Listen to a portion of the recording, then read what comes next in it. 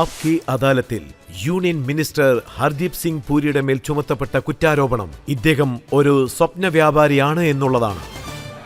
Hardeep sir, കോൺഗ്രസിന്റെ നേതാവ് മല്ലികാർജുന ഖാർഗെ എന്താ പറയുന്നതെന്ന് വെച്ചാൽ, ഇലക്ഷൻ വരുന്ന സമയത്ത് ഹർദീപ് പുരിയും അദ്ദേഹത്തിന്റെ പാർട്ടിയും ജനങ്ങളോട് വളരെ കുറഞ്ഞ വിലയിൽ ഗ്യാസ് നൽകാമെന്ന് പറയുന്നു, കുറഞ്ഞ വിലയിൽ ആഹാരം നൽകാമെന്ന് പറയുന്നു. ഇവിടെ ഒരു കവിതയുണ്ട്: വോട്ട് എപ്പോഴൊക്കെ കുറയുന്നുവോ അപ്പോൾ സമ്മാനങ്ങളും കൂടുന്നതായിരിക്കും.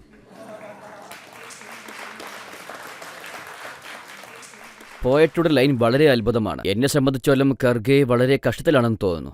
ഞാൻ പറയുന്നതിന്റെ കാരണം, ലീഡർ അദ്ദേഹമാണ്, പക്ഷേ അങ്ങേരെ ആരും വില വയ്ക്കാറില്ല. അദ്ദേഹം പറയുന്നത് ആരാണ് അനുസരിക്കുന്നത്? അത് എന്താണെന്ന് നിങ്ങൾക്കും അറിയാം, എനിക്കും അറിയാം.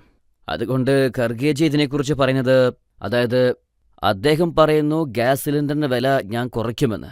ഒരുപക്ഷേ ഖർഗേജി കോൺഗ്രസിന്റെ സത്യസന്ധമായ ലീഡറാണെങ്കിൽ കാലോജിനോട് ചോദിച്ചിട്ടുണ്ടാവണം എന്തിനാണ് പെട്രോളിന്റെ വില 12 രൂപ വിൽക്കുന്നത് എന്ന്. പെട്രോളിനെ പറ്റി അവർ പറയുന്നത് എന്താണെന്ന് വെച്ചാൽ, അവർ ഭരിക്കുന്ന സമയത്ത് ഒരു ബാരൽ പെട്രോളിന് $150 ആയിരുന്നു, ഒരു ലിറ്ററിന് 21 രൂപ. ഇന്ന് ബാരലിന് $80-82. പക്ഷേ ഇവിടെ പെട്രോളിന് 96-98 എന്നല്ലേ വിറ്റോണ്ടിരിക്കുന്നത്. അവരുടെ ഗവൺമെന്റ് ആയിരിക്കുമ്പോൾ ഒരു വലിയ ഇന്റലക്ച്വൽ എക്കണോമിസ്റ്റ് ഉണ്ടായിരുന്നു. ഞാൻ ആരെക്കുറിച്ചാണ് സംസാരിക്കുന്നതെന്ന് നിങ്ങൾക്ക് തന്നെ അറിഞ്ഞിട്ടുണ്ടാവും. ഇവർ ചെയ്തത് എന്താണെന്ന് വെച്ചാൽ, അവരും ഒരുപാട് പ്രശ്നങ്ങൾ നേരിട്ടിട്ടുണ്ട്. അപ്പം എന്താണ് സംഭവിച്ചത്? അവരും ഒരു ഓയിൽ ബോണ്ടിനെ ഫ്ലോട്ട് ചെയ്തു. ഓയിൽ ബോണ്ട് 1,46,000 കോടിയാണ്. ഓയിൽ ബോണ്ടിന്റെ അർത്ഥം എന്താണെന്ന് വെച്ചാൽ, പഞ്ചാബിൽ അതിനെക്കുറിച്ച് പറയുന്നത്, കടം വാങ്ങിയത് മുത്തശ്ശനാണെങ്കിൽ അത് തീർക്കേണ്ടത് പേരക്കുട്ടിയാണ്. സോ 1,46,000 കോടി ഓയിൽ ബോണ്ട് ഫ്ലോട്ട് ചെയ്തു. ഇപ്പോൾ നമ്മളതിന് തിരിച്ചു കൊടുക്കുന്ന വില എന്താണെന്നറിയൂ? അത് 3,50,000 രൂപയാണ്. ഇതാണ് ഇവരുടെ എക്കണോമിക്സ്. സോ ഖർഗേജിയോട് ഇത് തീർച്ചയായും പറയണം. ഇപ്പോൾ പെട്രോളിന്റെ വില 2 കൊല്ലങ്ങളിൽ 13% കുറഞ്ഞിരിക്കുന്നത്. 80 കോടിയേക്കാളും കൂടുതൽ ജനങ്ങൾക്ക് മോഡിജി ഒരു ദിവസം 3 സമയം ഡ്രൈ റേഷൻ ഫ്രീ ആയി നൽകുന്നു. 220 കോടി വാക്സിൻ ഡോസസ് മാനുഫാക്ചറിങ് ചെയ്യിപ്പിച്ചു. അത് ജനങ്ങൾക്ക് ഫ്രീ ആയും കൊടുത്തു. ഞങ്ങളാണ് ചെയ്തത്, അതും ഓയിൽ ബോണ്ട് ഫ്ലോട്ടിംഗ് ഇല്ലാതെ. ഇതാണ് മോഡിജിയുടെ മാജിക്. മറ്റൊന്ന്, താങ്കളുടെ സുഹൃത്ത് കേജ്രിവാൾ. ഡൽഹിയിലും ചുറ്റുവട്ടാരത്തുള്ള സ്ഥലങ്ങളിലും അവിടെയൊക്കെ പൊല്യൂഷൻ വളരെ മോശമായ സ്ഥിതിയിലാണ്. ജനങ്ങൾ വിഷവായു ശ്വസിക്കേണ്ട ഒരു സാഹചര്യത്തിലാണുള്ളത്. ഞാൻ എപ്പോഴും ഒരു കാര്യം മാത്രമേ പറയൂ, ഇതുപോലത്തെ പൊല്യൂഷൻസൊക്കെ, അതായത് ലോകത്തിലെ ഇങ്ങനത്തെ കൗണ്ട്സ് വളരെ കൂടുതലാണ്. ഇത് വളരെ ഡേഞ്ചറസുമാണ്. ഇതിൻ്റെ ഒരേ ഒരു കാരണം എന്താണെന്ന് വെച്ചാൽ, അതായത് വൈക്കോലിനെ കത്തിക്കുന്നത്. ഇതിൽ ഞങ്ങൾ ചെയ്യുന്നത് എന്താണെന്ന് വെച്ചാൽ, ഞങ്ങൾ പാണിപ്പട്ടിൽ 2nd ജനറേഷൻ പ്ലാന്റ് നിർമ്മിച്ചുകൊണ്ടിരിക്കുന്നു. പാരാലിസ്റ്റിന് എത്തനോൾ എടുക്കുന്നു. ഞാൻ റീസെൻ്റായി ജർമ്മനി പോയിരുന്നു. അവിടെ നമ്മൾ കംപ്രസ് ബയോഗ്യാസ് പ്ലാന്റ് കുറേ നിർമ്മിക്കാൻ പോവുകയാണ്. പക്ഷേ എത്ര ദിവസം വരെ ഈ വൈക്കോൽ കത്തിച്ചുകൊണ്ടിരിക്കുന്നുവോ? ഇതിനുള്ള സിമ്പിൾ ഷോർട്ട് കട്ട് സൊല്യൂഷൻ എന്താണെന്ന് വെച്ചാൽ, ഈ പൊല്യൂഷൻ നമ്മൾ... ഇല്ല സർ, അവരെന്താണ് ബ്ലെയിം ചെയ്യുന്നതെന്ന് വെച്ചാൽ, ഹരിയാനയാണ് കാരണം. പഞ്ചാബിൽ ഞങ്ങൾ 20% വൈക്കോൽ കുറച്ചിരിക്കുകയാണ്, പക്ഷേ ഹരിയാനയിൽ കത്തുന്നത് കൊണ്ടാണ് ഇങ്ങനെയൊക്കെ സംഭവിക്കുന്നത്. അങ്ങനെയാണെങ്കിൽ കെജ്രിവാൾ സാറിനോട് പറഞ്ഞ് സാറ്റലൈറ്റ് ഇമാജിനറി കാണാൻ പറയൂ.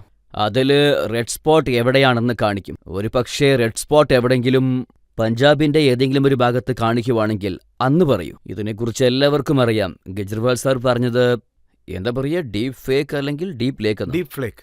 ഫേക്ക് ആയിരിക്കുമോ? ഒരുപക്ഷെ അദ്ദേഹം സാറ്റലൈറ്റ് ഇമേജ് കൊണ്ടുവരുവാണെങ്കിലും ഞാൻ അദ്ദേഹത്തെ വിശ്വസിക്കൂല. അവരൊരു പോസ്റ്റർ റിലീസ് ചെയ്തിട്ടുണ്ട്, അതിൽ മോദിജിയുടെ ഫോട്ടോയുണ്ട്. അതിൽ അവർ എന്താ പറഞ്ഞിരിക്കുന്നത് വെച്ചാൽ, മോദിജി ഇതൊക്കെ എപ്പോൾ പൂർത്തീകരിക്കുമെന്ന്. അവരെങ്ങനെയാണ് ഇതൊക്കെ സംസാരിക്കുന്നത്? എനിക്ക് വളരെ ഷോക്കായിരിക്കുന്നു. ഈ ഡീപ് ഫ്ലേക്ക് എല്ലാം ഇപ്പോൾ വന്നിരിക്കുന്നതാണ്. പക്ഷേ ഇദ്ദേഹം പഴയ ആളല്ലേ? ഞാൻ തുടക്കം മുതലേ ഇദ്ദേഹത്തെ കാണുന്നുണ്ട്. അതായത് ഇദ്ദേഹം സംസാരിക്കുന്നത്, അതായത് നമ്മൾ ഈ വൈക്കോൽ കത്തിക്കുന്ന കാര്യം തന്നെ എടുത്തോളൂ. ഞാൻ ഡൽഹിയിലെ മന്ത്രിയായിരുന്നപ്പോൾ ഇദ്ദേഹം പറഞ്ഞത് വളരെ കണ്ടീഷനായി, ഹർദീപ് സാർ ഇവിടെ മെട്രോവിൻ്റെ റേറ്റ് കൂട്ടരുത്. അതായത് ഞാൻ അദ്ദേഹത്തോട് പറഞ്ഞു, കെജ്രിവാൾ സാർ 8 കൊല്ലങ്ങളായി ഫയർ ഫിക്സേഷൻ ഇപ്പോഴാണ് നടന്നിരിക്കുന്നത്. 6 മാസം മുമ്പ് ഏപ്രിൽ 2017 പകുതി കഴിഞ്ഞു. അത് ചെയ്യണമെന്ന് പറഞ്ഞാന്, അല്ലല്ല ഇത് പൊല്യൂഷന് വളരെ നല്ലതാണ്, ഇതും അതുമൊക്കെ ഫ്രീ ആക്കുമെന്ന് പറഞ്ഞു. അപ്പോൾ ഞാൻ പറഞ്ഞു, കെജ്രിവാൾ സാർ, ജപ്പാന്റെ അടുത്തുനിന്ന് 28,000 കോടിയാണ് കടം വാങ്ങിയിരിക്കുന്നത്. അത് നമ്മുടെ അങ്കിൾ വന്ന് തിരിച്ചടയ്ക്കുമെന്ന് ഞാൻ ചോദിച്ചു. അദ്ദേഹം അത് ഇദ്ദേഹം ഇവിടുത്തെ പുതിയ മുഖ്യമന്ത്രി ആയിരുന്നപ്പോൾ എന്തൊക്കെയുണ്ടോ ഇതും ഫ്രീ ആക്കൂ അതും ഫ്രീ ആക്കൂ, നിങ്ങൾക്ക് ചെയ്യണമെങ്കിൽ എല്ലാം ചെയ്തോളൂ, ജനങ്ങൾക്ക് സൗജന്യമായി കൊടുക്കണമെങ്കിൽ അതും ചെയ്യൂ. ചിലർ ചോദിച്ചു കാശ് എങ്ങനെയാണെന്ന്. ഞങ്ങൾ സെൻട്രലിൽ നിന്ന് വാങ്ങിക്കും. ഇതൊരു പുതിയ തരം പോളിറ്റിക്സ് ആണ്. നിങ്ങൾ ഇറസ്പോൺസിബിളായി സ്പെൻഡും ചെയ്യും. എൻ്റെ RRTS പ്രോജക്റ്റ് ഉണ്ട്. ബഹുമാനപ്പെട്ട പ്രധാനമന്ത്രി അദ്ദേഹം അത് 18 കിലോമീറ്റർ തുടങ്ങി വെച്ചു. അതായത് ഈ ഡൽഹി സർക്കാർ അതിനുള്ള കാശ് നമ്മുടെ കയ്യിൽ കൊടുത്തിട്ടില്ല. അതുകൊണ്ട് സുപ്രീം കോർട്ടാണെങ്കിലോ ജഡ്ജ്മെന്റ് കൊടുത്തിട്ടുണ്ട്. ഒരാഴ്ചയിൽ ആ കാശ് തിരിച്ചു കൊടുക്കണം, അല്ലെങ്കിൽ ഞങ്ങൾ നിങ്ങളുടെ അഡ്വർടൈസിംഗ് ബഡ്ജറ്റ് നിർത്തിവെക്കുമെന്ന് പറഞ്ഞു. കെജ്രിവാൾ ജിയുടെ